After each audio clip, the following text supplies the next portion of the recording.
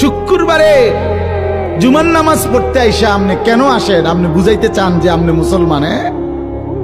সারা সপ্তাহ এক ওয়াক্ত নামাজ পড়েন না, শুক্রবারে আপনি বুঝাইতে আইসেন মসজিদে আপনি মুসলমান। কিত্তেন আইসেন? আপনি মুসলমান বুঝানোর জন্য শুক্রবারে আসার তো দরকার না। আপনার না ভোটার আইডি কার্ড আছে তো, আর কি? এই ফালতু কিত্তা গাইলা? আরে না ফরমান, কেন আসলি না ফরমান? তোর না ভোটার আইডি কার্ড আছে বেটা, তোর না জন্ম নিবন্ধন সনদ আছে? আমরা জানি তো তুমি মুসলমান, সারছে তো জানি বেটা। এটা কিত্তা বুঝাইতে আইছো তুমি? আমরা জানি তুমি মুসলমান। তোমার ইমানদারের মুসলমানদের কবরস্থানেই দাফন দেবো, সমস্যা নাই। শুক্রবারে আইয়া বুঝাইবার দরকার নেই। আর যদি কেউ বলেন না হুজুর আমি